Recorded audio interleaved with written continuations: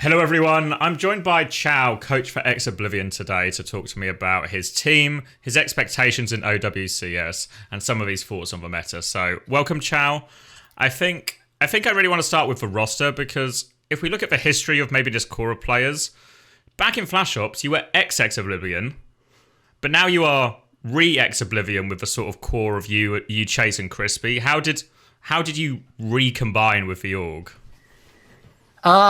I don't know how that happened actually, because that happened without me. I was kind of like on board after that. I was messaged by Crispy. I was in talk with Chase Storage in the off season. I don't know how that happened exactly. I feel like players like Kev and Kai probably wanted to play together, but they also wanted to get paid, most likely. So they wanted to get a proper organization. But regardless, yes, regardless of that, I heard a lot that people really wanted money. Some of them, not all of them, and they wanted to play together. And I reckon that for EXO, it was very easy because we were kind of, I mean, they were still in the contact with EXO when they were ex-EXO. They were kind of still on the server and all that, which is some different part of it. So I don't think it was a very hard thing to go back to it. So that's how it happened, I guess. About So the work. you join at the point when is this you, Crispy, and Chase? Is that the sort of free when you come in then? Or how much of a team exists when you're brought on board? Yeah, they in the off season, you never know what's gonna happen, right? A lot of things change. A lot of things changed last second. So they just wanted to scrim, which is obvious, right? You don't want to fall off. You want to keep the shape. They got a team that scrimmed a bit.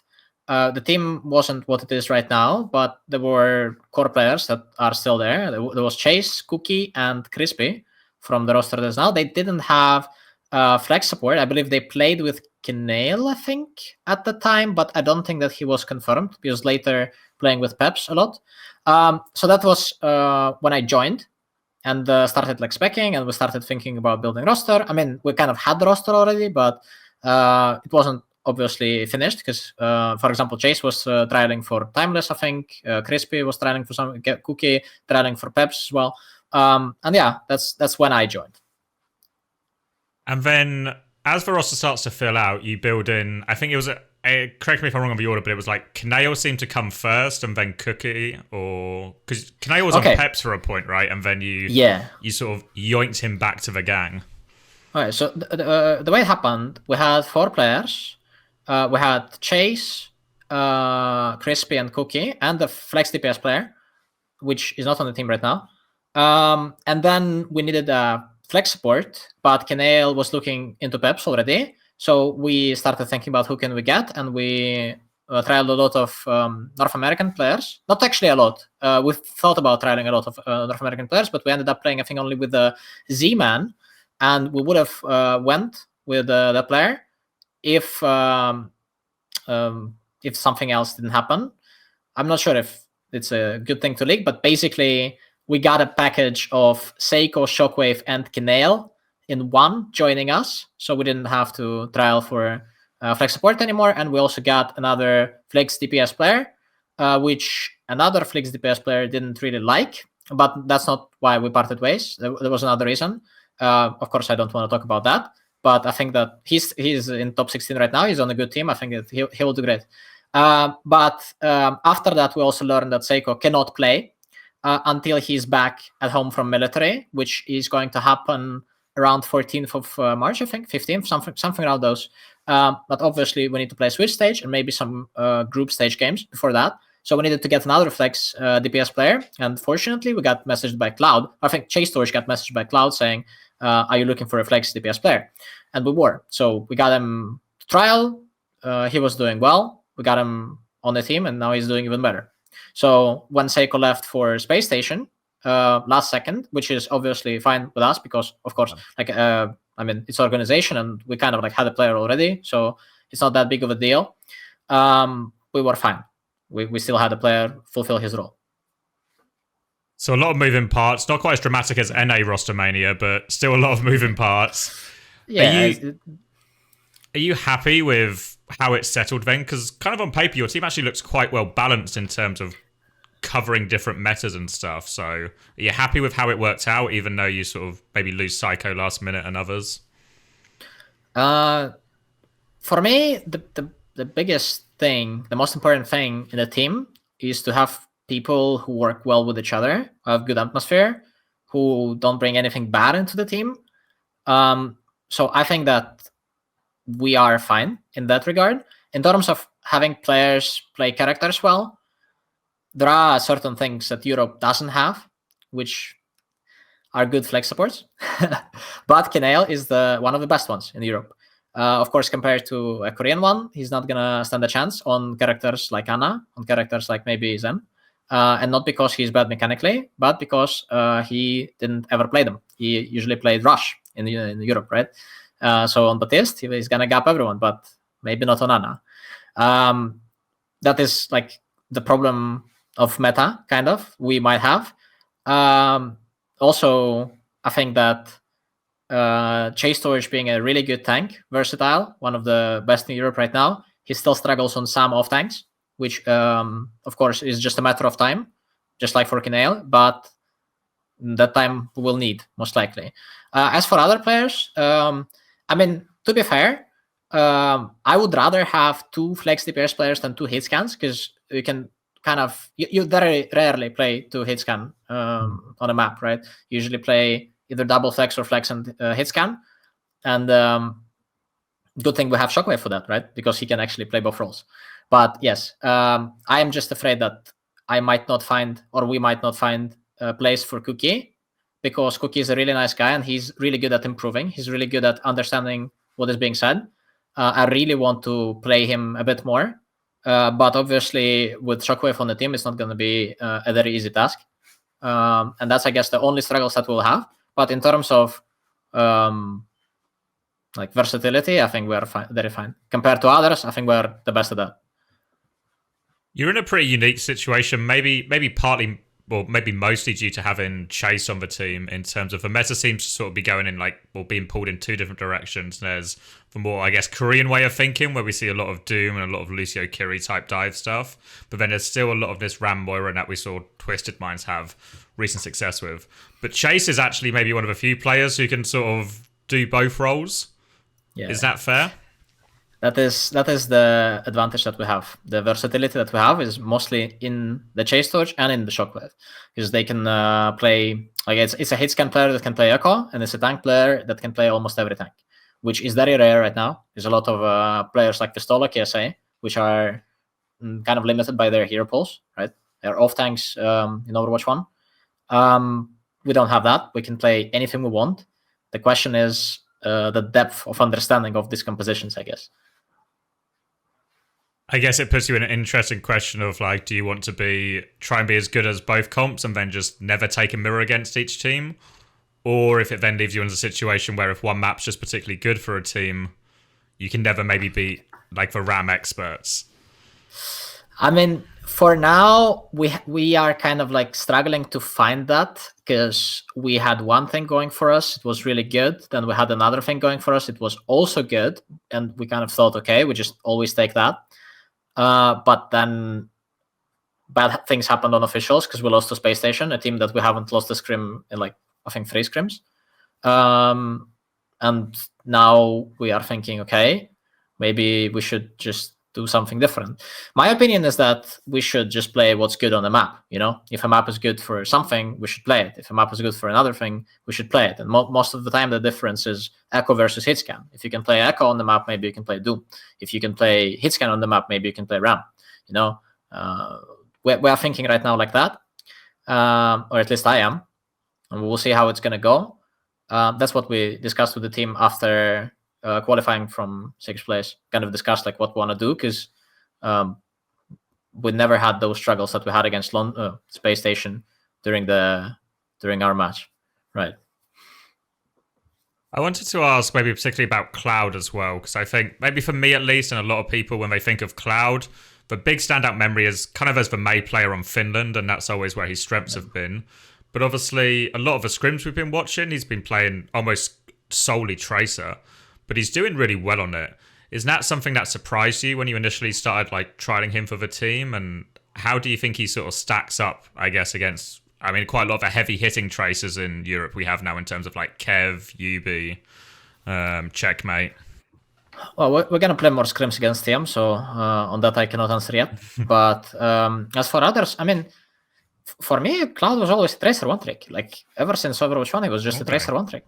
And after Team Finland's run at the World Cup, thought, okay, he's good at May, maybe, right? I worked with him previously once. It was my first coaching attempt in 2020.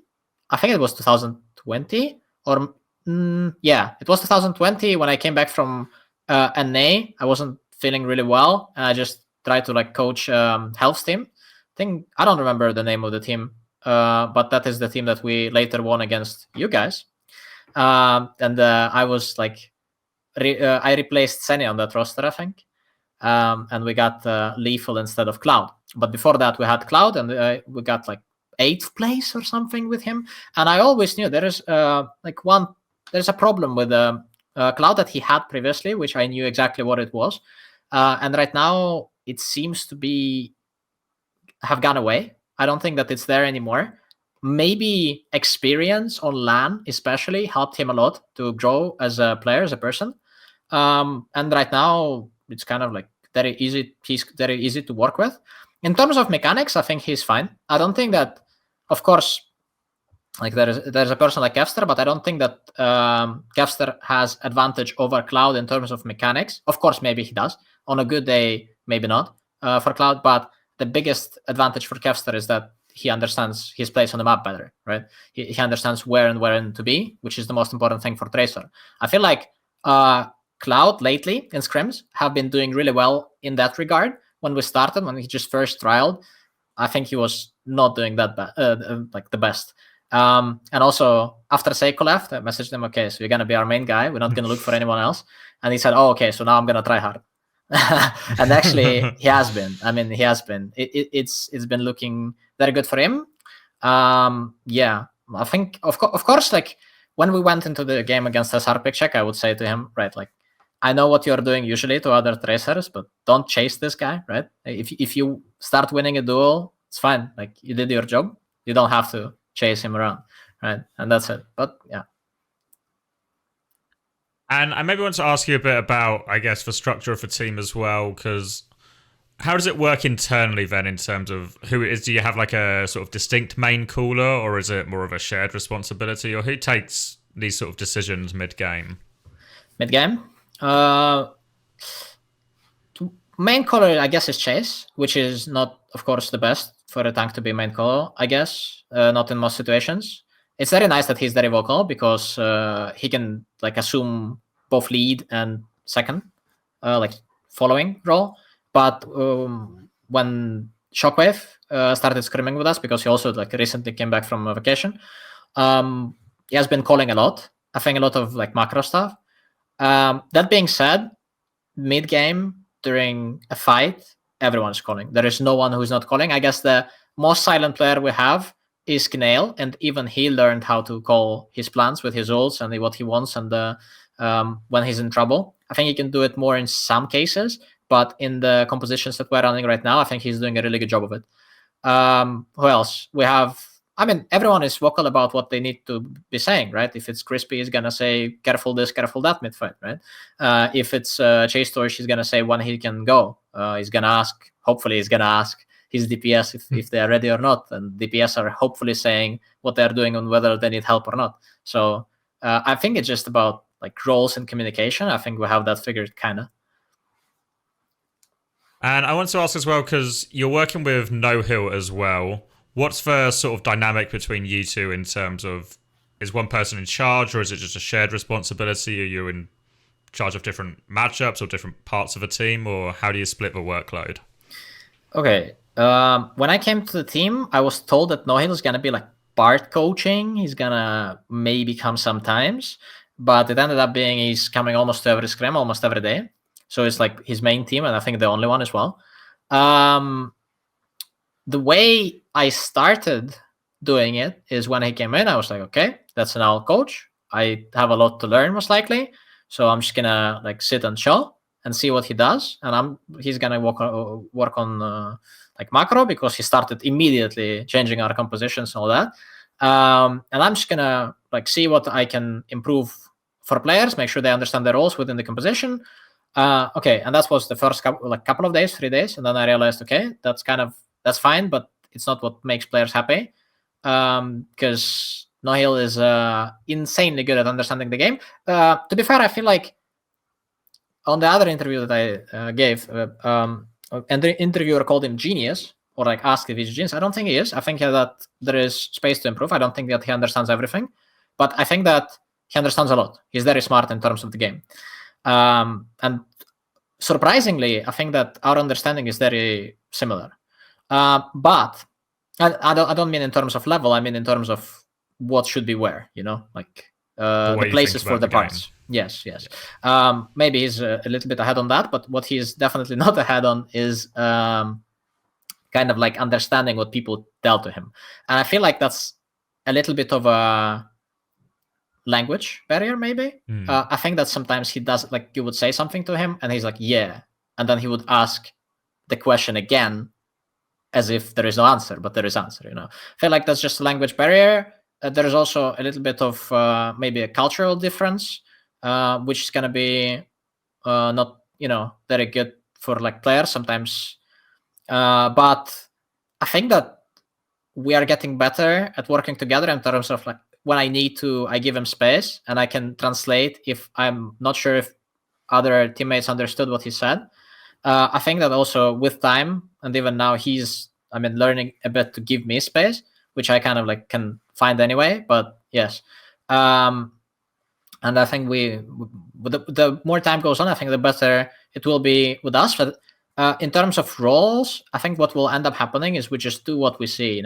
If he sees something and want to talk about it, he's gonna do it. And same for me. Sometimes it's gonna overlap. I don't think that's that big of a deal, because if you repeat something, maybe it's gonna stick better than if you say it once. So that's that. As for now, I feel like we're just still haven't figured out the best way. And in the best way, we could make a very good pair of coaches. Yes. And how does it work? Because you're very much in a situation where there's a lot of teams in Europe, say like for Twisted Minds and the Space Station, who are in org, and with that come the benefits of salary and being able to focus a bit more only on this. How are you balancing the load now? Well, a lot of other stuff for all these players who aren't full salaried, they have to manage a lot more of their actual life and everything else going on. Well, we have Chase Torch, right? So that's how. That's our answer. We have a Hulk, but no, there is okay. So it's always been like that with me, right? If for every team almost that I started on before gaining any sort of success, I never had a salary, even if it was very little. I've never been to AL, right? So if I've been to AL for 1 year, I probably like could be living without working in the place I live for like 3 years. But that's not the case, and it's usually just wanting to win. I think with our team it's like that as well. People just want to improve. They want to get better. They don't care, right? You don't think about what's going to happen, and they are allowed to do so because they are not very old like I am. They are young. So Chase Storage has been grinding tier 3, tier 2 without salary, without any possible way to get salary, maybe even for a while, and he got better, and he still wants that. And people are like that on the team. They just want to get better. They just want to win. Money or not doesn't matter. We're gonna get broke or something. It doesn't matter because you just want to compete. That's the thing. Yeah. And I get a little bit of the same for me, but obviously I need money, so it would be nice to have it. But I just want to right now. I just want to see. First, I want to get better, and I think I do get better. I also help other people get better. I hope, at least. I just want to see whether or not this lack of OWL will benefit the scene in terms of maybe organizations coming in. Maybe it will be possible to actually get salaried decently without being in North America, right? Yeah. Or in Korea, probably in North America. If that's possible, then it's really nice. And if it's not, then perhaps it will be time to think about something else to do, right? Well, yeah, it's certainly what a lot of people have maybe hypothesized or hoped for is that with the end of Overwatch League, there might be less money, but in Europe there might actually be a shift back to more funding and more orgs, and maybe that's with the signs of like what's happened for Space Station. Maybe there's hopefully a few more around the corner for some teams as well. Hopefully. I wanted to ask then, we can get to the actual tournament itself because you've made top 16, as you probably would have hoped for, maybe minimum. How did you find that first week? This is obviously everyone's first time using the FACEIT system. How was it for you guys as a team, getting the lobby automatically, getting into your games? Smooth sailing or any issues? We're a little bit surprised that we get invited immediately. Clowd actually said it before because he knew about it. That was a little bit of surprise that you don't get to pause or anything. But after that, we realized, okay, we can just chill on the ban big stage. We can chill on the invite lobby. There's 5 minutes which you can use to get into the lobby. Once you get into the lobby, you're in it. You have to play. Yeah. So that's kind of what I realized. Got used to it on a second match. I don't think that was a big deal to get used to. Ban system, I personally love. I already abused that system in a couple of our matches. Was able to get exactly the maps that we wanted, and we got completely destroyed on them anyway. Unfortunately, yes. Yeah. So I think in terms of service, so far so good. There was an issue that FACEIT roster locked on the day of the tournament, and they started banning and kicking players on that day, which is a little bit stressful for players. I feel like they should be giving 2-3 days to check everyone if they are looking to get someone banned or kicked. So a roster lock 2-3 days before the start of the tournament and then checking FaZe would be really nice. Other than that, I think from my part, no problems, I think. And as far as results go, maybe not all the results you wanted, but ultimately enough to get through, and they're not the most important games to sort of win or lose as long as you qualify, right?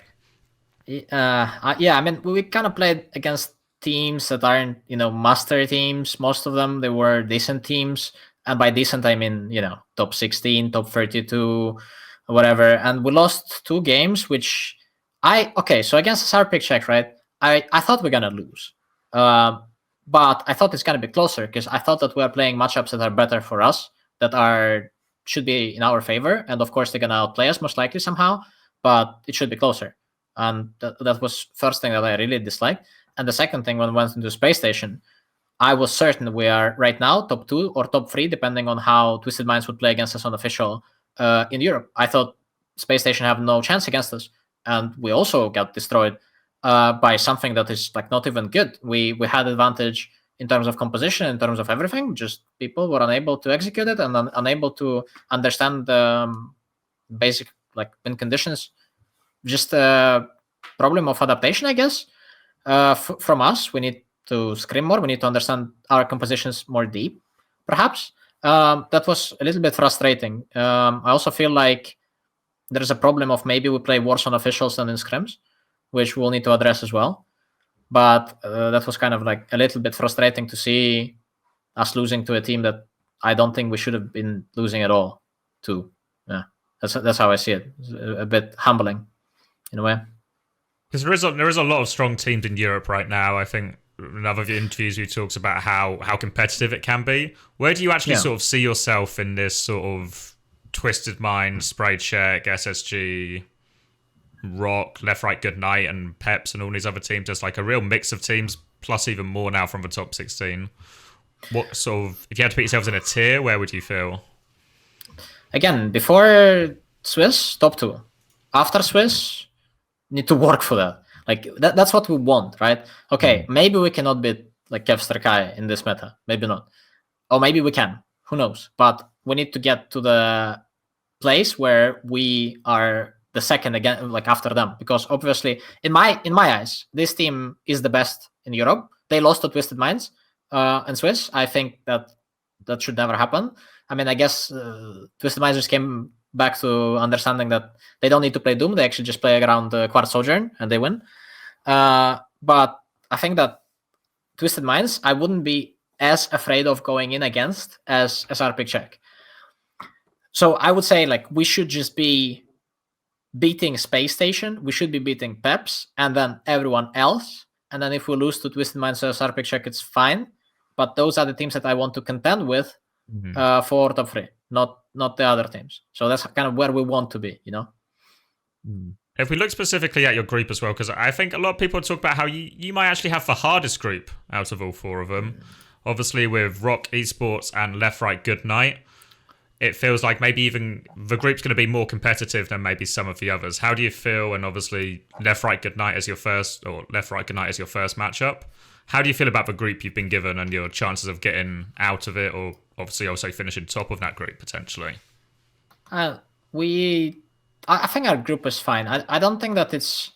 I mean, of course it's hard because both teams are really good, but it's also, in a way, good for us because both teams are beatable. We don't have SR Check, we don't have TM, and we don't even have Space Station or Peps on our group, right? Rock is a strong team, been really doing well in scrims, but I think that compared to those teams, I am not afraid of them. I feel like we can not only play our game, but also if we need to, we can abuse their weaknesses, most likely.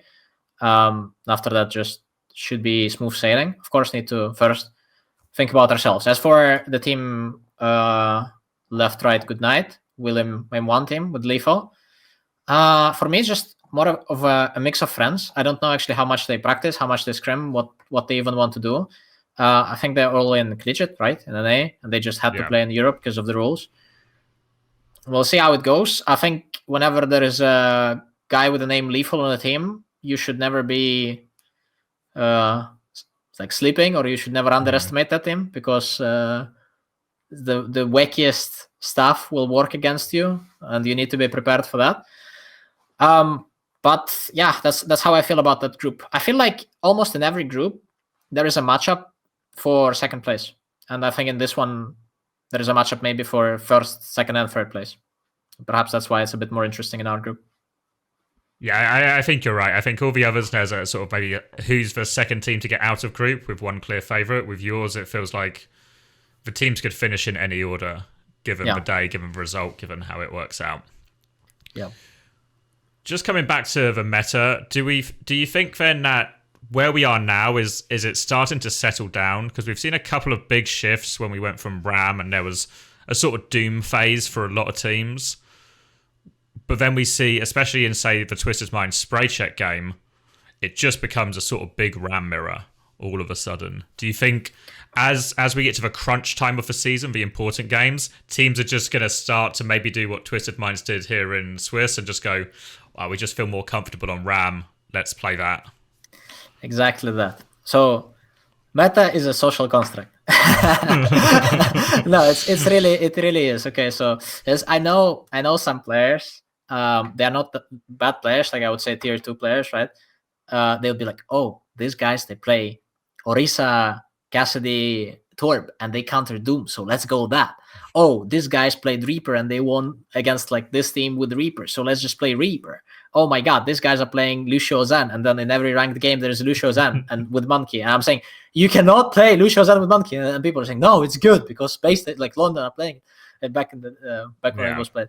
So I think it's just whatever people are more comfortable with. Already we see Space Station ball instead of Doom, right? How they can't play Doom, plays ball. He's a good character. Twisted Minds went to Korea, got annihilated probably by Doom. Come back to Europe thinking we need to play Doom. Try to play Doom, doesn't work. Go back to Ram Sojourn. Oh, Europe is easy if you play Ram Sojourn, right? Team Owl Spray Check, SR Pick Check, whatever you call them, Pick Check. They never even tried to play something that is meta. They just play what's good for them. Oh, we put Vestola on Ram, we put Kai on Torb, and if we need to put him on any other character, we can. Caster Tracer, that's it. All we need, right? No funny business. That's just it. Like, we just play whatever you're more comfortable with. Some compositions are better. Look at Peps, right? You see, Doom is meta. How do we counter it with Diva? Against Diva, Doom is playable, but matchup is favored into Diva on most maps because you can play much slower and you can abuse enemy echo better. And that's what they did. And of course, to that, there is a counter. You can play Quinn, you can play other stuff. And that's going to be the way, because people are going to counter everything. I don't think there is anything that is uncounterable. I think a lot of things are strong. Some things are stronger than others. But why would you play them if you can just play what you're comfortable on, and you can just force it, and you can play and win against people who are trying to play something they're not comfortable with, but who think that it is better, you know? So just always play what you're more comfortable on. That's how I feel like every team should do. And if the best comp is what you're comfortable on, then it's really nice for you. Well, that's what we see a lot of the time. As much as Korea always has its reputation as the dive team, a big part of why it's always a dive meta is probably just because is most of the players who play there, it's their best heroes. If you have a very good Doomfist player, a very good Tracer player, a very good Echo player, say maybe like Falcons, maybe a lot of good reasons to try and play that type of comp or something. For sure. Especially in matchups, yeah. So there's obviously a lot to change as well. I think people, especially now we're seeing more scrims, people maybe getting a bit of an insight into how quickly the supposed meta does change day to day or week to week. Do you have any sort of expectations for what might happen then over the next, because it's actually 3 weeks of competition, right, until we get to the top thing. Do you think we're just going to see more and more evolution, this real sort of arms race of people changing and adapting, and that what we see now might actually just be completely different than what we see in 2 weeks? I think that it will be very different. I think that there will be people who are running comps that we see now. I think there will be people who are trying to run more like different comps. There will be teams that are running completely like wacky, something that you haven't seen from others, and it's not even the best, but they just surprise people. And because there is no depth in knowledge on how to play a matchup, they win. They kind of like surprise. Oh yeah, style or Clockwork Veneta style. One of those one-trick teams, right? Avoided style. That's how I think some teams will do. I think in Europe we'll see more Ram than Doom. I think most teams will play Ram. They will just try to one-trick Ram and see every matchup possible, what they need to do in those matchups. And I think that's how it's going to go in Europe mostly. I think maybe there will be 1 or 2 teams that will be forcing Doom more than others, and I think that's just how it's going to go. All right. Thank you very much. I appreciate your time and good luck for your first round of groups. I'm sure we're excited to see more of you guys. Thank you very much. Thank you. Thank you for having me. Bye-bye.